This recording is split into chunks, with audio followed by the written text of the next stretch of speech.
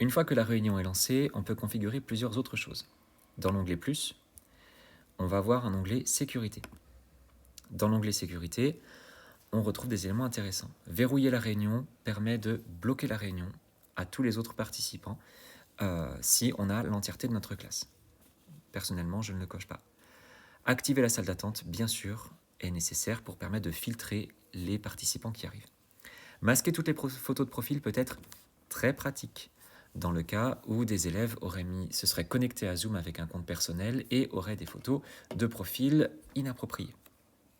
Autoriser les participants à partager l'écran va permettre aux élèves de partager leur écran à distance. Donc, si je le laisse décocher, seul l'enseignant peut partager son écran. Si je le coche, l'enseignant et les élèves vont pouvoir partager le contenu de leur écran à l'ensemble de la visioconférence. Donc moi, je vais le décocher, je ne vais pas en avoir besoin tout de suite.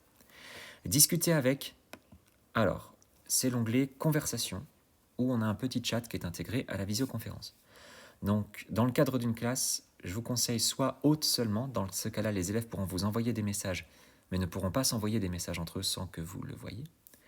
Ou alors aucun, dans ces cas-là, personne peut converser, ni vous, ni les élèves. Donc je vais mettre Hôte seulement, comme ça les élèves peuvent m'envoyer des petits messages. Se renommer. Bien sûr, je n'autorise pas les élèves à se renommer. Ils gardent le nom par défaut qui leur est attribué, c'est-à-dire le nom de leur tablette. Et on laisse audio et vidéo de cocher, bien sûr, on en va en avoir besoin. On peut cliquer sur Terminer. Toujours dans Plus, l'onglet Paramètres de réunion. On retrouve le sujet de la réunion, on retrouve couper le micro à l'entrée qui permet de couper les micros des élèves avant qu'ils n'arrivent dans la réunion. Ça évite les bruits intempestifs quand les participants arrivent.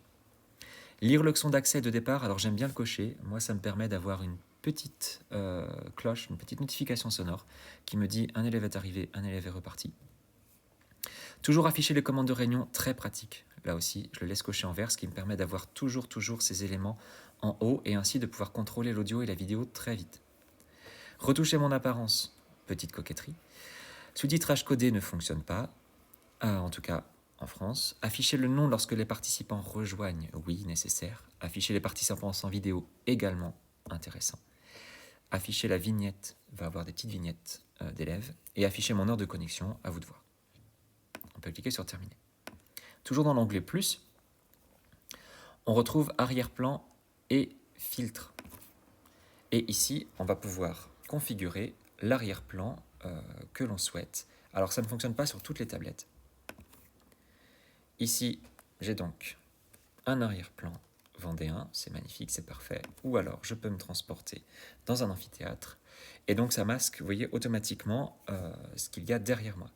Les filtres, ce sont hop là,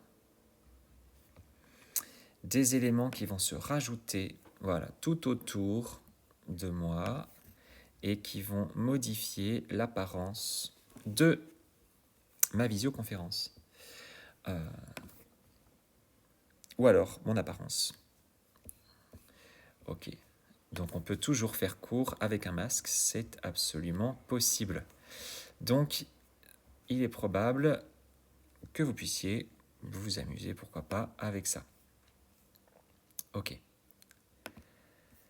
Donc ça, c'était dans arrière-plan et filtre. Alors je vais retirer ce filtre, je vais mettre None tout en haut et je vais retirer l'arrière-plan. Voilà. Et je ferme. Très bien, donc là j'ai coupé ma vidéo.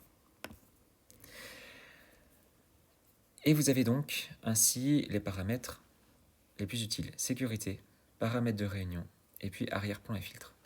Réduire la fenêtre de réunion va réduire la fenêtre à une toute petite fenêtre tout en haut et va vous faire revenir sur l'onglet principal de Zoom. Donc bien sûr, je peux retourner à la réunion.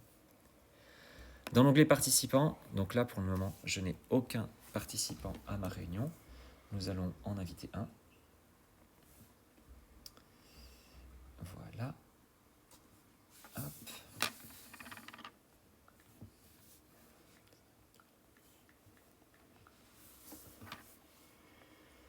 Ok. On va voir que tablette 3 est entrée dans la salle d'attente. Je vais l'admettre. Et donc, j'ai ma tablette numéro 3, donc qui est juste à côté de moi, hop, qui est prête à participer à la réunion. Donc je peux passer en mode galerie vidéo tout en haut, ce qui me permettra d'avoir des petites fenêtres ainsi qui vont se démultiplier avec l'ensemble des élèves. Dans participants, j'ai donc ma tablette test numéro 3. Je vais pouvoir lui demander la réactivation du micro. Voilà. Et donc l'élève en question va pouvoir soit rester en sourdine, soit activer l'audio. Je vais pouvoir arrêter sa vidéo à distance. Ou alors lui demander à redémarrer sa vidéo. Il va avoir une notification sur son écran. L'hôte vous a demandé de démarrer votre vidéo. Il choisit soit OK, soit plus tard. Donc ça s'affiche sur son écran. Donc là, j'ai cliqué sur OK. Je vais pouvoir converser avec lui, c'est-à-dire lui envoyer un message. Attention, on va éviter de les nommer comme animateurs, sinon ils vont avoir la main sur l'ensemble des paramètres de la réunion. Je vais pouvoir le renommer. Hop, donc là, c'est la tablette de Julien. Et donc, je peux renommer les personnes. Autoriser plusieurs épingles, j'avoue ça, et c'est tout nouveau. Hop. Mais ça ne nous est pas très utile. Je peux le remettre en salle d'attente si jamais il perturbe le cours, ou alors je peux complètement le supprimer. Et à ce moment-là, je peux le supprimer et signaler qu'il ne pourra pas rejoindre la réunion. Et je peux tout mettre en sourdine. À ce moment-là, je coupe l'ensemble des sons, ou alors demander à tout le monde de réactiver le micro. Voilà pour les paramètres principaux. Dans une autre vidéo, nous verrons comment partager notre écran et des documents.